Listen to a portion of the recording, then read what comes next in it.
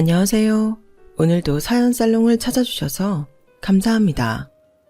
저는 곧 40대를 앞둔 여자예요.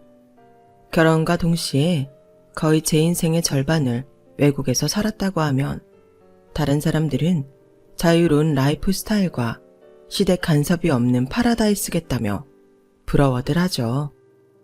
틀린 말은 아니지만 맞는 말도 아니에요. 한국의 명절 때마다 시댁과 친정, 어디부터 가야 할지 남편과 눈치 싸움 같은 건 할 필요 없었거든요. 하지만 이 먼 타지에서도 시댁 식구들과 꼬이고 꼬여 머리를 터지게 만든 일들은 적지 않았답니다.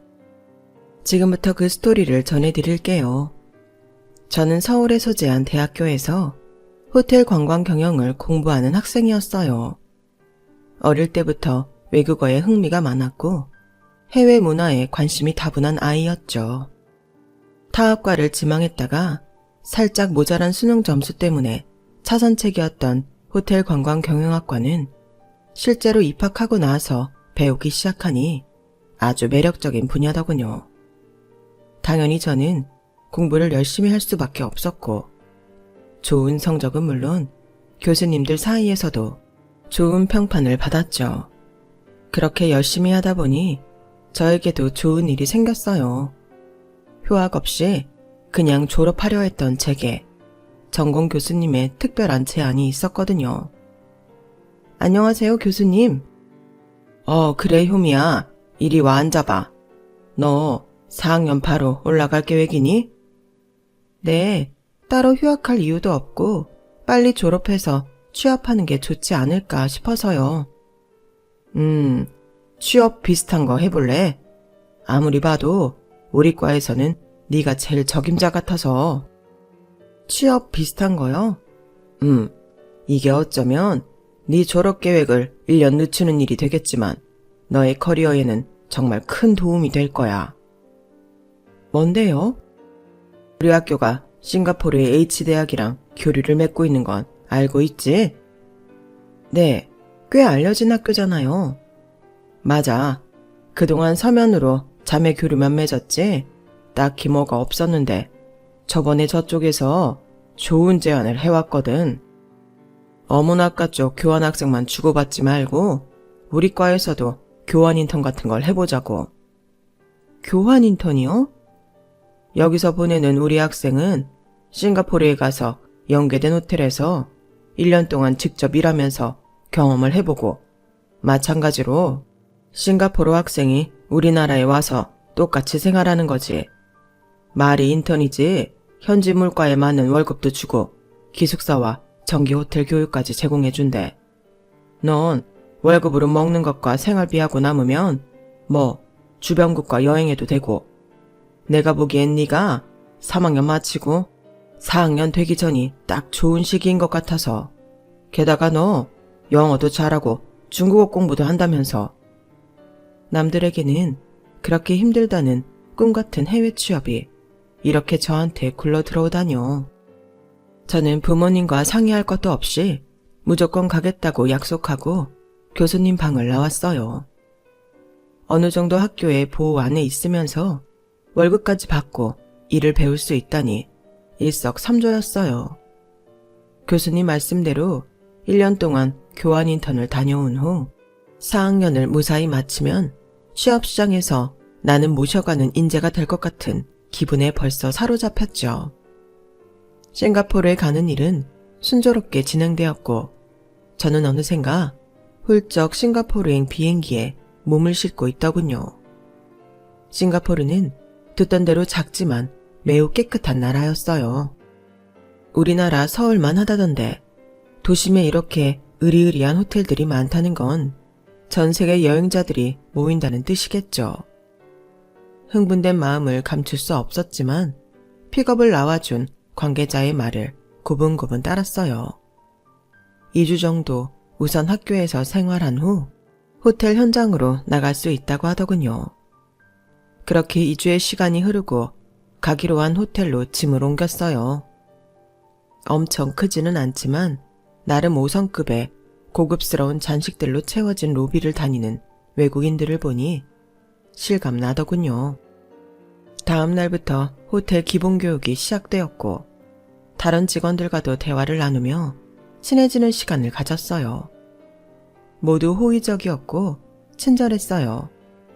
중국계, 말레이시아계, 인도계 등등 다양한 인종의 동료들과 교류하며 보내느라 하루하루가 짧게 느껴질 정도였어요. 그 중에서 중국계 싱가포르인인 메이아는 저를 정말 많이 도와줬고 그 계기로 가장 친한 친구가 되었어요. 메이야, 한국에는 와본 적 있어? 아니, TV로만 봤어. 여기 오는 한국인 관광객들은 많이 봤어. 나중에 꼭 한국에 놀러와. 맛있는 것도 많고 볼 것도 진짜 많아. 원래 한국이란 나라에 관심 없었는데 너를 알고 난 후부터 궁금해졌어. 네 말대로 한국에 가보고 싶어. 저와 메이아는 서로 한국과 싱가포르에 대해 알려주고 호텔 얘기도 하며 친해져 밖에서 따로 만나 자주 시간을 가졌어요. 하루는 메이아가 흥분된 얼굴로 제게 말했어요. 효미, 너 이번 주 토요일에 오프지? 나도 오프인데 우리 같이 놀러 가자. 너에게 소개시켜줄 사람이 있어. 누군데? 코리안.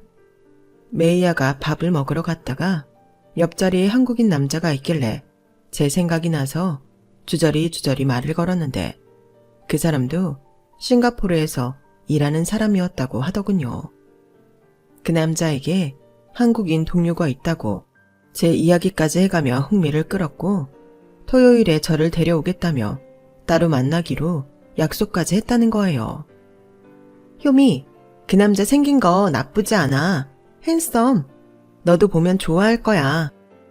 메이야, 나 여기 일하러 왔는데 무슨 남자야. 열심히 배우고 일하기도 시간 모자라. 나도 네 친구지만 여기 외국에서 너희 나라 사람 알고 지내는 것도 나쁘지 않잖아. 누가 남자 사귀래? 저스트 프렌드. 메이아의 설득으로 오프데이에 그 남자를 만나러 나갔어요. 더운 나라인 싱가포르에서 보기 드문 뽀얀 피부에 꽤 커 보이는 키, 흰 티셔츠에 청바지가 잘 어울리는 남자더군요. 순해 보이는 인상에 걸맞게 웃을 때마다 아래로 처지는 눈을 가진 사람이었어요. 호텔에서 한국 관광객을 응대한 것 외에 이렇게 같은 처지의 한국인과 만나서 이야기를 할 수 있는 기회가 없었는데 정말 신기하더군요. 메이아는 다른 약속이 있다며 눈치껏 빠져주었고 저희는 정말 오래오래 이야기를 나눴어요. 저는 초등학교 졸업 후에 친형이랑 한국을 떠났어요. 물론 부모님 생각이긴 하셨지만요. 말레이시아에서도 학교 다니고 호주에서도 잠깐 있었고요. 아주 어릴 때부터 외국에서 사신 거네요. 네, 그래서 지금은 아무래도 한국보다 여기가 더 편한 것 같아요. 효미 씨는 여기 1년만 계시는 거예요? 학교에서 우선 1년 기간으로 온 거라서요. 그 후에는 돌아가야겠죠. 싱가포르 적응은 좀 했어요? 너무 좋아요. 외국에 처음 나와서 그런 건지 모르겠는데 다 신기해요. 사람들도 친절하고 음식도 맛있고 일하는 것도 엄청 재밌어요. 다행이네요. 효미 씨, 참 밝은 사람인 것 같아요. 저보다 8살 연상이었던 그는 어릴 때부터 나와 살면서 많은 곳을 가보고 다양한 경험을 해본 것 같았어요. 지금은 싱가포르의 대표적인 통신회사에서 일을 시작하면서 정착했고요. 아직 졸업도 안 한 대학생인데다가 호텔에서 잠깐 일하게 된 제게 그는 엄청 대단해 보였어요. 그의 이야기를 들을수록 나는 정말 우물 안의 개구리였구나 싶었죠. 함께 온 친형이랑 지금 같이 사시는 거예요? 아니요.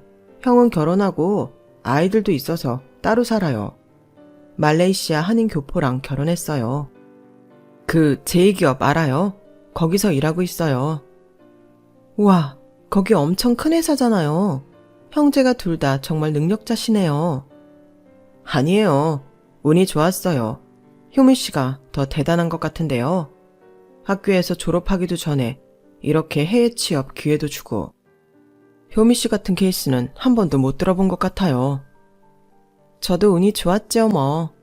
영어는 어릴 때부터 좋아해서 계속 해왔고 제2 외국어로 중국어 배웠던 거 대학 와서도 안 놓고 계속 공부했었는데 잘한 것 같아요. 싱가포르에서 이렇게 둘 다 유용하게 쓰일 줄 몰랐어요. 그런 준비가 되어 있어서 학교에서도 효미 씨를 보냈겠죠. 기특하네요. 오빠라고 편하게 부르라던 그는 제 또래 남자애들과는 다르게 듬직하고 기대고 싶어지게 만드는 매력이 있더군요. 그도 자기 주변에 저 같은 여자 동생이 없다며 저와 함께 있는 게 즐겁다고 연신 말했어요. 순수하고 착한 사람 같았어요. 저스트 프렌드로만 일하며 외치고 나갔던 저는 그날 그에게 푹 빠져버렸고 좋아하게 되었죠. 그날 이후로도 제가 먼저 연락하고 안부를 묻고는 했어요. 다행히 저의 적극적인 대시에 그도 반응해 주었어요. 얼마 후 저희는 연인으로 발전했어요. 오빠는 나 내년에 한국으로 돌아가면 어떡할 거야? 기다려야지. 한국 가서 1년만 더 다니면 졸업이라며. 그럼 가서 얼른 다시 데리고 와야지. 거짓말. 나 돌아가자마자 다른 여자 만날 거면서. 아니야, 왜 못 믿어. 난 열심히 일하면서 기다리고 있을 테니까 졸업하고 빨리 돌아와. 효미 너야말로 한국 가서 땀만 먹고 바람 필까봐 걱정된다. 나도 오빠한테 일편단심이야. 우리는 서로를 아주 많이 좋아했어요. 너무 좋아서 미래에 대한 얘기를 자주 할 정도로요. 대학교 졸업 후 한국에서 펼쳐질 제 꿈은 이미 생각하지도 않게 되었죠. 오빠 말대로 빨리 졸업하고 싱가포르에 돌아와 결혼하고 싶었으니까요. 하지만 한편으로 불안한 마음을 감출 수 없었어요. 눈에서 멀어지면 마음에서 멀어진다는데 오빠가 내 졸업 때까지 기다려줄 수 있을까? 부모님한테 외국에서 결혼해 살겠다는 걸 어떻게 설득해야 하나? 내가 다시 돌아오면 나는 여기서 뭐라고 살아야 하나? 등등 온갖 걱정으로 가득했지만 오빠가 너무 좋아서 놓치고 싶지 않았어요. 오빠는 이런 제 마음을 알았는지 많이 다독여주고 더 따뜻하게 감싸주고는 했어요. 하루는 오빠가 친형네 가족들과 식사를 하자고 했어요. 오빠네 형은 집값 비싼 싱가포르에서도 꽤 좋은 동네에 살고 있더군요. 오빠의 처음 보는 가족들이니 긴장이 되었지만 최대한 예쁜 옷도 입고 머리도 단정하게 하고 선물까지 사들고 갔어요. 형, 내가 말한 여자친구 김효미야. 안녕하세요. 처음 뵙겠습니다. 네, 안녕하세요. 생각보다 딱딱하게 맞이해 주시는 형의 태도에 긴장됐지만 그쪽도 긴장했나 보다 하고 말았어요. 형의 와이프는 굉장한 미인형에 요리 솜씨도 좋았어요. 식사를 마치고 커피와 디저트를 먹는데 형이 갑자기 제게 물어봤어요. 아직 대학생이라고요? 네, 아직 1년 남았습니다. 졸업하면요?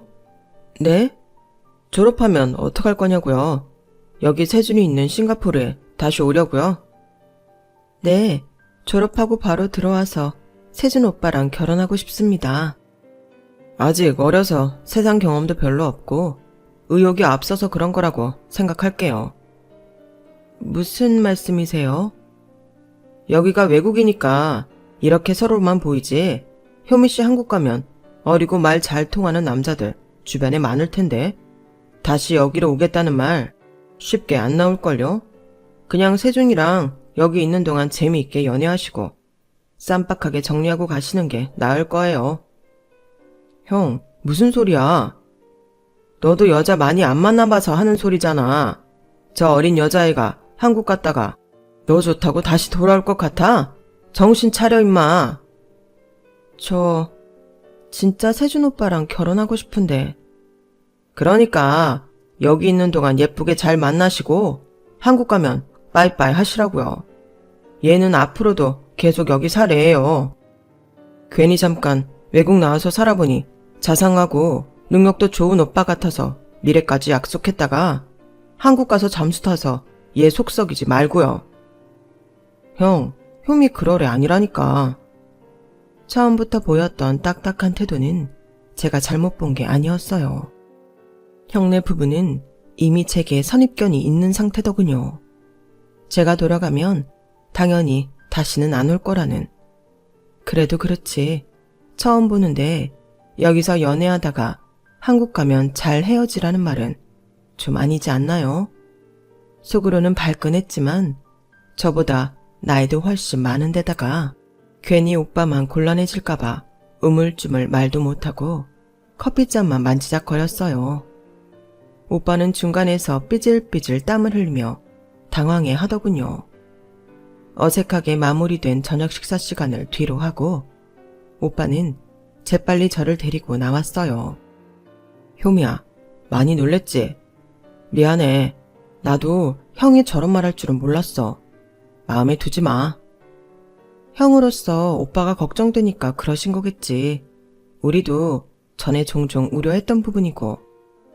아니야. 난 너 믿고 너도 오빠 믿어야 돼. 솔직히 졸업이고 뭐고 그냥 당장 너랑 결혼하고 한국에 못 가게 하고 싶지만 네 인생도 있는 거니까. 너는 공부 욕심도 있는 애고 진짜 잠깐만 떨어져 있는 거야. 빨리 꼭 돌아와야 돼. 오빠 기다리고 있을게. 오빠한테 너무 고마웠어요. 정말 꼭 돌아오겠다고 다짐했어요. 그렇게 우리는 서로 사랑하면서도 한켠의 불안함이 공존하는 연애를 이어갔어요. 오빠 덕분에 싱가포르 생활에 어려운 부분도 없었고 호텔 일도 손에 익어서 빠릿빠릿하게 처리해 나가니 관리자 쪽에서도 저를 아주 좋게 봐주었어요.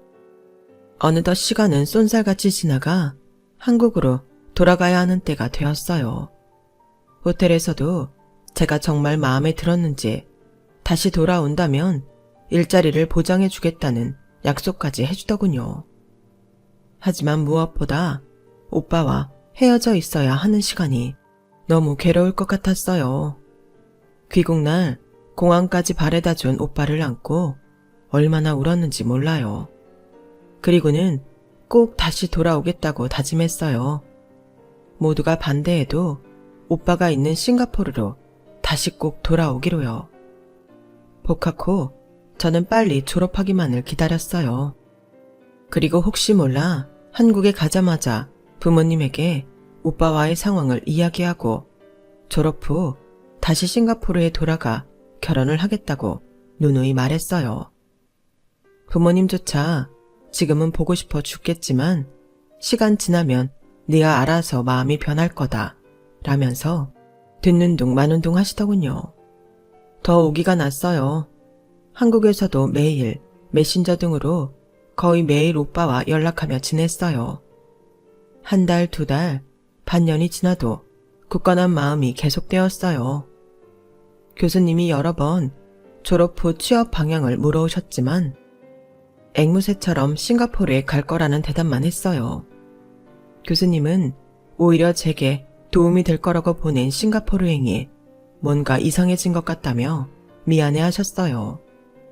제 졸업을 앞두고 부모님께 인사드리기 위해 오빠가 먼저 한국에 잠깐 들어왔어요. 오빠를 본 엄마 아빠는 놀라 벙쪄서 아무 말도 못 하시더라고요. 혼자 난리 피우는 건 줄 알았는데 오빠를 보니 제가 진짜 싱가포르에 가겠구나 싶으셨던 거죠. 게다가 인물도 좋고 능력도 출중하니 안 반길 이유가 없었죠. 저희 집 쪽은 생각보다 수월하게 허락이 떨어졌고 오빠네 부모님을 찾아뵙게 되었어요. 저를 보시고는 역시나 놀라는 눈치셨어요. 세준이가 오랜만에 한국에 들어온다고 해서 반가웠는데 이렇게 예쁘고 어린 여자친구까지 소개시켜주니까 더 기분이 좋고 놀랍네요. 안녕하세요. 김효미입니다. 이번에 졸업한다고요? 네. 세상에, 이렇게 병아리 같은 친구가 한창 아저씨 같은 세준이랑 괜찮겠어요. 우리 효미 씨가 너무 반갑지만 효미 씨 집에서는 세준이를 달가워하지 않으실까봐 걱정되네요. 아닙니다. 저희 부모님도 벌써 오빠를 마음에 들어 하셨습니다. 아버님은 한참 어린 저를 아기 다루듯이 예뻐해 주셨어요. 하지만 어머님은 뭔가 탐탁치 않아 보이는 표정을 언뜻 보여주셨어요. 말씀하시는 은연중에도 저를 못 믿어워하는 눈치셨고요. 우리 아들이 어릴 때부터 외국에 살아서 물정을 잘 모를 수도 있어. 어린데 꽤나 영악한 아가씨네? 졸업하자마자 당장 싱가포르부터 따라가겠다는 소리를 하고, 제가 거기 있을 때부터 서로 알아왔으니 적지 않은 시간이라고 생각합니다. 말 돌리는 재주도 있으시고 외국 생활 오래 하고 돈 좀 있어 보이면 그렇게 여자애들이 달라붙는다는 이야기를 하도 많이 들어서. 아니요, 저는 세준 오빠만 보고 결정했습니다. 뭐 그렇다 쳐요 그럼. 시아버님과 달리 뼈있는 말만 하시는 시어머님 때문에 적잖이 당황했지만 옆에 오빠가 있어 다행이라고 생각했어요. 결국 우리는 양쪽 집 모두 승낙을 얻었어요. 그 후 오빠가 틈틈이 한국을 나올 때마다 결혼 준비를 해나갔어요. 한국에 친구가 없어 가족들끼리 모여 조촐하게 식을 하기로 했고, 어차피 싱가포르에 가서 살 거라서 여기서 준비할 건 거의 없었죠. 그렇게 또 6개월의 시간이 흐르고 결혼을 한 저희는 일주일 뒤 비행기에 함께 타 있었어요. 믿을 수 없이 행복했어요. 정말 세준 오빠의 부인이 되다니. 다시 내가 좋아하던 싱가포르에 가서 살 수 있다니. 꿈만 같았어요. 싱가포르에 돌아와 우리는 신혼집을 구하고 하나 둘씩 살림을 들이기 시작했어요. 그리고 사랑스러운 반려견 콩이도 한 식구가 되었죠. 다시 호텔 일을 할까 고민하는 제게 오빠는 돈 걱정은 말고 천천히 하고 싶은 일을 생각하라고 말해주었어요. 다행히 집을 구할 때 시아버님이 일부 보태주신 것도 있었고, 오빠도 회사에서 능력을 인정받아 연봉이 계속 오르고 있었거든요. 오빠와 상의 끝에 저는 잠시 일 생각은 접어두고 어학 연수반에 들어가 공부를 조금 더 하기로 결정했어요. 호텔 일도 좋지만 제 능력을 더 키워 다른 쪽 일도 해보고 싶은 의지가 있었어요. 하지만 아주버님이 이 소식을 알게 되었고 어느 날 제게 전화를 해오셨어요. 아주버님, 안녕하세요. 네, 세준이한테 들으니까 일 다시 안 하고 공부를 더 한다고요? 네, 오빠랑 상의했는데 그렇게 하기로 했어요.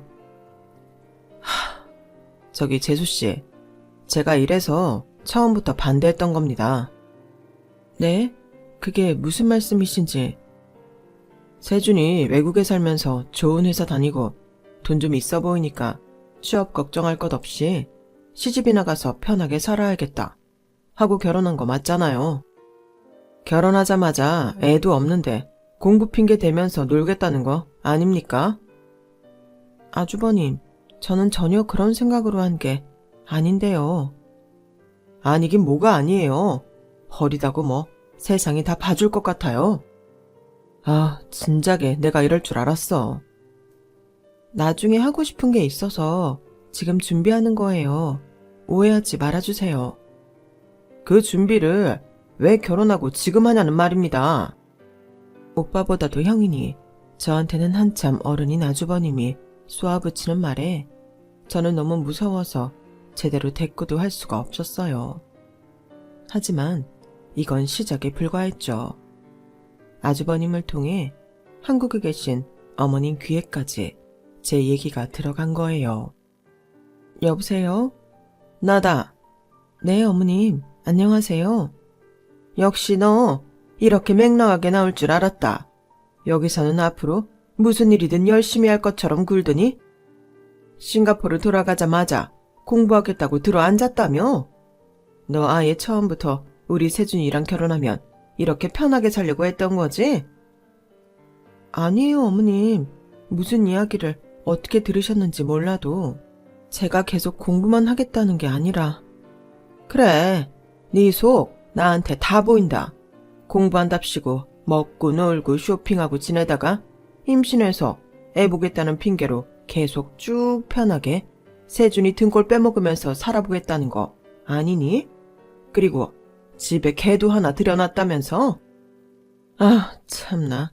세준이 아버지가 너 어리고 쾌활하다고 좋아하셔서 결혼식 할 때까지 내가 아무 말 못했다만 솔직히 너 처음부터 마음에 안 들었다.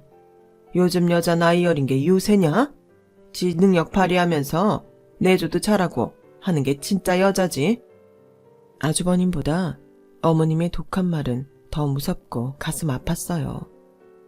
우느라 통화가 끝날 때까지 말 한마디 제대로 못했죠.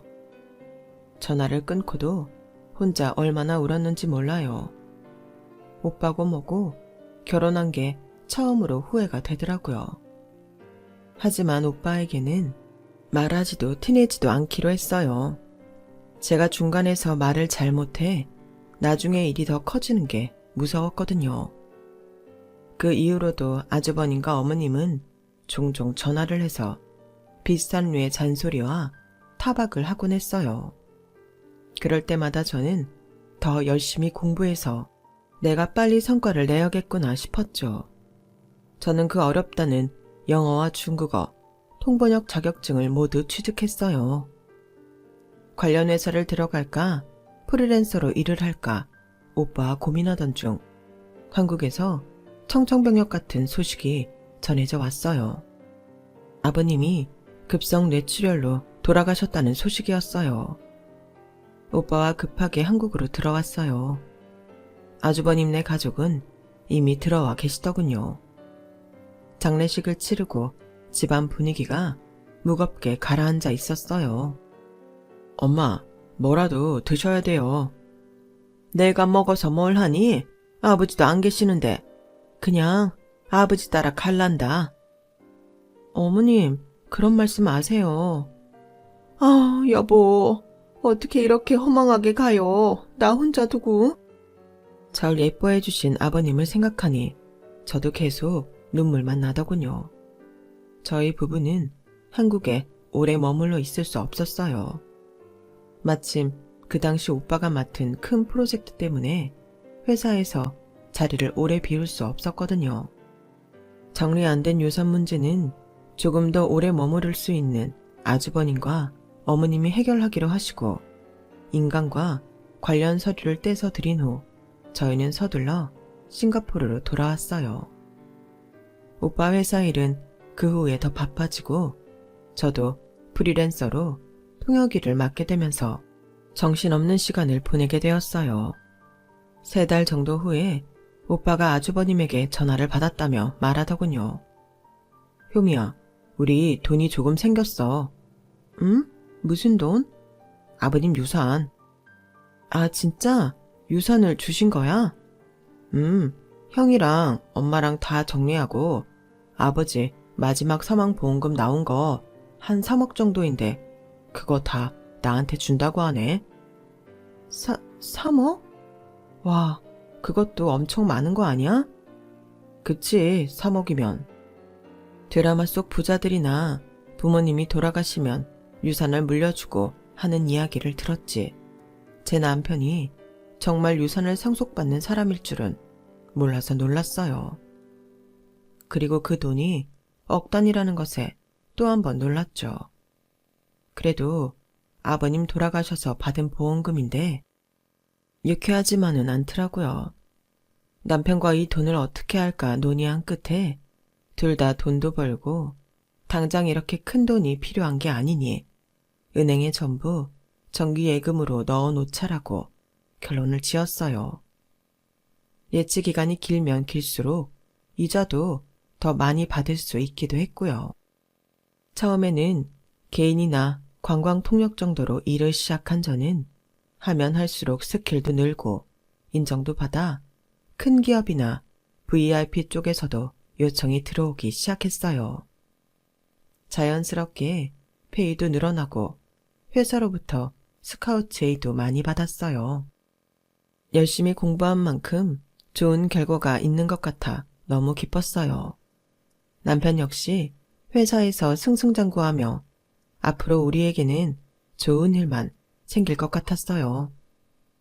그렇게 3년이라는 시간이 흘렀어요. 어느 날 남편이 이상한 메일을 받았다며 제게 말했어요. 이게 뭐야? 독촉 고지서? 난 돈 빌린 적도 없는데 이 은행에서 왜 이런 게 날라왔는지 모르겠어. 그러게 이상하네. 그런데 오빠 이름이랑 주민번호까지 다 적혀 있잖아. 그리고 2억이라니 이렇게 큰 돈을? 그래서 더 불안하네. 어떻게 된 거지? 내일 날 박는 대로 한국여기은행에 전화해보자.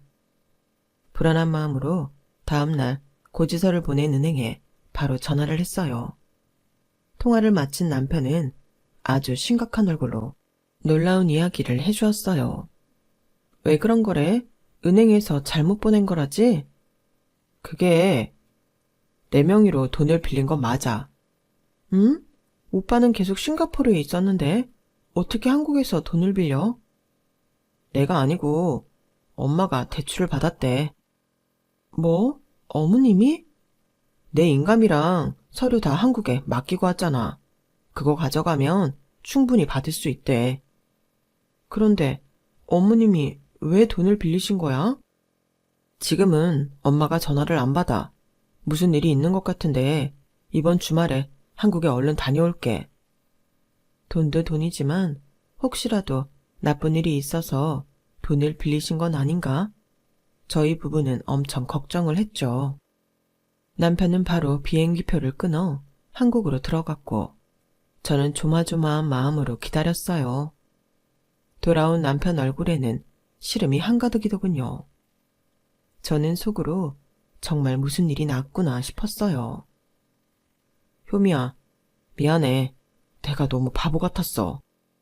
뜬금없이 그게 갑자기 무슨 소리야? 그냥 내일 열심히 하고 자기랑 콩이랑 우리 가족 지키면서 살면 다 되는 건 줄 알았어. 그런데 내가 너무 단순하고 아무것도 모르고 살았나 봐. 알아듣게 얘기해봐, 오빠. 우리한테 들어온 아빠 사망보험금 3억. 그건 정말 유산의 극히 일부였더라고. 원래 두 분이 사시던 40평대 아파트랑 옆 동네에 20평대 오피스텔이 있었는데 그건 다 엄마한테 상속해줬대. 그리고 형한테는 아빠가 갖고 있던 현금이랑 주식 다 해서 30억 정도 상속해줬고. 30억? 그런데 내가 없을 때 형이 엄마한테 이제 혼자 사시니까 오피스텔로 이사가라고 하고 그 아파트마저 형이 팔아서 챙겨갔대. 그럼 그게 다 얼마야? 남편이 들려준 상속 이야기는 가히 충격적이었어요. 아파트랑 오피스텔을 어머니가 상속받고 현금과 주식은 전부 아주버님이 가져간 게 맞더군요. 심지어 어머니를 오피스텔로 옮기게 하고 아파트 판돈을 꿀꺽 했고요. 아주버님과 어머님이 이미 다 결정하고 최소한의 사망보험금 3억만 남편에게 상속해 줬던 거예요. 그것도 모르고 저희 부부는 그 돈도 엄청 많다며 감탄했던 거였죠. 어머님은 오빠도 자식인데 왜 그렇게 결정하셨던 거야? 대출은 왜 오빠 명의로 받으신 거고? 형이 엄마를 구워 삶았겠지. 우린 애도 없는데 형네는 아들도 둘이나 있다는 이유로 많이 받아야 한다고 했대. 그 말에 엄마는 수긍했던 거고. 아빠 살아계실 때 엄마 씀씀이가 좀 해픈 편이기는 했는데 지금 오피스텔 하나만 있지 딱히 돈 나올 데가 없으니까 나 몰래 대출을 받아서 썼나 봐. 그게 눈덩이처럼 불어서 2억이나 됐던 거고. 그런데 어머님이나 아주버님 모두 오빠한테는 아무 얘기 안 했던 거야? 심지어 아주버님은 여기 싱가포르에 같이 있는데도? 그러니까 내가 너무 바보 같았다는 거야. 인생에 회의감이 다 들어. 저도 돈에 대해 잘 아는 건 아니지만 1억, 2억이 중요한 게 아니라 그렇게 큰 돈을 주고받는 사이에 남편에게는 말 한마디도 안 했다는 게 너무 이상하다고 느껴졌어요. 남편은 얼마나 속상했는지 눈물까지 보이더군요. 저는 잠시 생각하고 직접 아주버님에게 전화를 하기로 했어요. 아주버님, 재수씨가 웬일로 전화를 했어요? 그게 사실인가요? 아버님 유산 다 가져가시고 오빠한테는 남은 보험금만 주셨다는 게요? 우리 재수씨가 이제 본색을 드러내시네요. 돈 이야기를 이렇게 직접적으로 묻고. 더 많이 주지 않았다고 말씀드리는 게 아니에요. 최소한 가족이라면 오빠한테 말은 해주셨어야죠. 제 귀에는 3억이 너무 적었다 라고 들리는데요. 아니에요. 오빠가 너무 아무것도 모르고 살았다면서 자책하고 힘들어해서 제가 대신 이렇게 말씀드리는 거예요. 재수씨, 개나 키우면서 애도 안 낳을 모양인데 나중에 죽으면 누가 제사상에 향이라도 피워주겠어요? 우리 아들들이에요. 제사밥 한 그릇이라도 얻어 먹으려면 그 3억도 저희한테 갖다 바쳐야 되는 게 정상이에요. 네? 제사요? 그런 건 바라지도 않았어요. 그런 이유로 정당화하시는 거예요? 정당화가 아니라 사실이라는 겁니다. 어머님이 오빠 명의로 돈 빌리고 못 갚으셔서 저희한테 독촉 고지서 날라온 건 알고 계시나요? 그건 좀 해결해 주세요. 제가 왜요? 네? 어머님이잖아요. 그러니까 제가 왜요? 제가 쓴 것도 아니고 엄마가 쓴 건데 제가 왜 갚냐고요? 그럼 오빠가 쓴 것도 아닌데 오빠가 갚을 이유도 없잖아요. 그건 제가 알 바가 아니네요. 알아서 잘 해결하세요. 아주버님이란 작자에게 평소에도 따뜻한 정을 느꼈던 건 아니지만 받을 돈 다 받고 나니 이렇게까지 안면 몰수할 수 있나 싶어 어이가 없더군요. 이 상황을 어떻게 해결해야 하나 싶었어요. 고민이 깊어졌죠. 오빠, 어머님이 빌린 그 돈 내가 갚아줄게. 뭐? 그런 돈이 어디 있어서? 나 지금 잘 나가잖아. 재작년부터는 굵직한 일거리만 맡아서 했잖아. 나도 그 정도까지 있는 줄 몰랐는데 여기저기 흩어져 있는 돈 찾아보니까 그 정도는 갚을 수 있겠더라고. 그리고 오빠 명의로 빌려서 독촉장까지 받았는데 안 갚으면 오빠한테 빨간 줄 가는 거잖아. 최소한 그건 막아야지. 아니야. 그렇게까지 안 해도 돼. 너한테는 면목 없지만 우리 저금해둔 3억 있잖아. 그걸로 우선 급한 불 끄자. 오빠, 그거 지금 깨면 이자 못 받아서 더 아까워. 당장 융통할 수 있는 현금 있는데 뭐하러 그것까지 손대? 내 말대로 하자. 오빠는 고맙고 미안하다며 고개를 못 들었어요. 아주버님에게는 치가 떨리는 배신감을 느꼈다며 어찌할 바를 모르더군요. 하지만 이미 상속도 다 끝났고 오빠 인간까지 어머님이 다 찍어버렸으니 문제를 제기할 수 없는 상황이었죠. 어머님에게 자초지종을 다 설명드렸어요. 어머님 역시 눈물을 흘리며 제게 고마워했고 그동안 저한테 막대했던 것에 진심으로 사과를 하시더군요. 어쨌든 돈 문제는 그렇게 일단락이 되었어요. 제가 마음을 잘 써서 그랬던 걸까요? 저희 부부에게는 놀라울 정도로 좋은 일이 생겼어요. 한 싱가포르 기업에 VIP 클라이언트 통역을 맡게 되었는데 얼마나 예민하고 까칠한지 사람들이 혀를 내두를 지경이었죠. 저도 여태껏 맡은 일 중에 비위 맞추기가 가장 힘들고 어려웠었으니까요. 그래도 꾹 참고 끝까지 최선을 다해 통역을 했어요. 몇 날 며칠 그 VIP를 따라다니며 정성스럽게 수발하는 제가 마음에 들었는지 결국 한국 기업과 큰 계약건에 호탕하게 사인을 하더군요. 그 다음에도 잘 부탁한다는 말도 잊지 않고요. 그렇게 어려운 계약을 맺게 해준 장본인에게 감사 인사라도 전하고 싶다며 한국 회사의 회장님과 직접 만나는 자리까지 갖게 될 수 있었어요. 알고 보니 그 회장님은 우리나라 한 남자 배우의 아버지시더군요. 회장님은 너무 고마워 뭐라도 해주고 싶으니 말해보라 하셔서 저는 뜻밖의 제안을 드렸어요. 저희 남편이 싱가포르의 한 통신회사에서 근무하고 있습니다. 회장님 아드님은 지금 한국뿐만 아니라 싱가포르에서도 모시기 귀한 연예인으로 알려져 있습니다.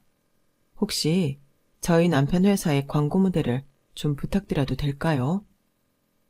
저는 당연히 거절할 거라 생각하고 내뱉은 말이었는데 회장님은 껄껄 웃으시면서 그 자리에서 당장 아들에게 전화를 걸어 섭외 약속을 받아주셨어요. 저는 정말 놀라서 기절할 뻔했어요. 이번에 김효미 씨가 수고해준 그 계약건은 저희한테 정말 동아줄 같은 거였어요. 그런데 상대 클라이언트가 정말 까다로운 사람이라서 여러 번 튕겼던 건데 이번에 효미 씨 이름까지 언급하면서 계약서에 사인을 해주더군요. 오히려 저희한테는 제 아들을 섭외하는 것보다 그 계약을 진행하는 것이 몇천 배나 더 어려운 일이었는데 다행히 효미 씨 덕분에 이렇게 잘 마무리할 수 있었어요. 아들의 촬영은 원하시는 대로 얼마든지 해드리라고 말해놓겠습니다. 효미 씨가 우리의 은인인걸요. 이후 정말 그 연예인이 직접 남편 회사의 광고 모델을 하고 싶다고 연락을 해왔고 싱가포르에 그의 광고 포스터가 걸리게 되었어요. 그의 광고 덕분인지 몰라도 회사 매출 역시 좋아지며 회사에서 남편은 일약 최고의 능력자라는 호칭을 얻게 되었죠. 효미야, 우리 다른 데로 가서 살아볼까? 다른데? 어디? 영국, 프랑스, 덴마크, 호주, 캐나다. 이렇게 5나라 중 선택할 수 있다면 어디로 가고 싶어? 우와, 이렇게나 옵션이 많아? 그럼 난 호주 가서 살아보고 싶어.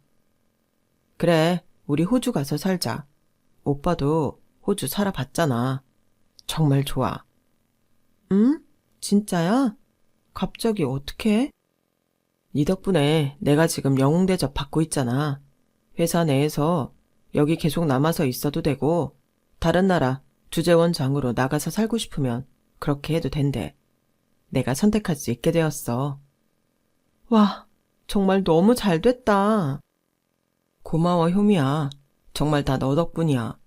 나이만 어린 줄 알았더니 아주 복덩이가 나한테 굴러들어왔네. 오빠가 잘해서 그렇지 뭐. 결국 저희 부부는 싱가포르를 떠나 호주로 이주하게 되었어요.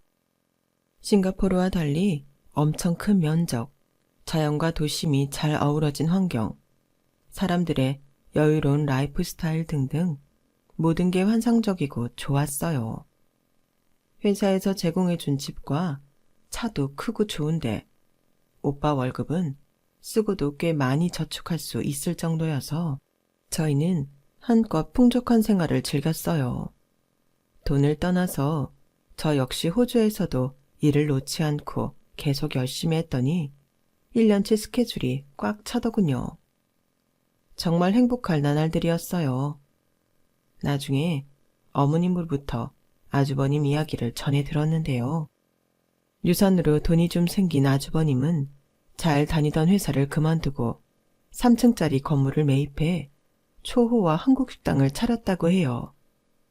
셰프도 한국인으로 모셔오고 먹거리도 한국에서 전부 공수해서 차릴 정도로 유난을 떨었다고 하더군요. 당시 싱가포르에서도 한국 문화와 음식이 굉장히 사랑받을 때여서 장사도 잘 되고 있는데 코로나 장기화로 인해 큰 타격을 입었던 것 같아요. 울며 겨자 먹기로 식당도 접고 건물까지 헐값에 팔아 남은 돈 갖고 물가 비싼 싱가포르에서 살 수도 없어서 말레이시아로 도망치듯 떠났다고 하더군요. 돈 좀 빌려달라며 어머님에게도 여러 번 연락이 왔었대요. 하지만 예전에 어머님을 모른 척하고 돈을 갚아주지 않았던 사건 때문에 어머님도 역시 아주버님을 문전박대했다고 하시더군요. 제대로 복수를 하신 거죠. 호주에 오고 나서 저희 부부에게 계속 좋은 일들이 생기더니 축복처럼 아이도 찾아오더군요. 앞으로 오빠 저 콩이 아이까지 함께할 생각을 하니 벌써 설레어요. 아이가 태어나면 저희 친정 엄마 아빠도 제가 사는 호주로 초대해 당분간 같이 지내기로 했어요.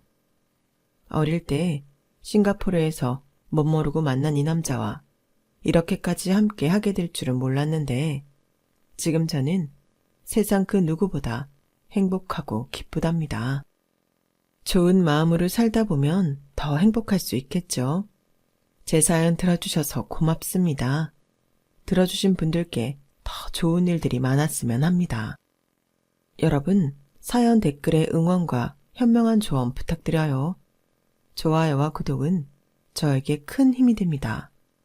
오늘도 좋은 일 가득하세요.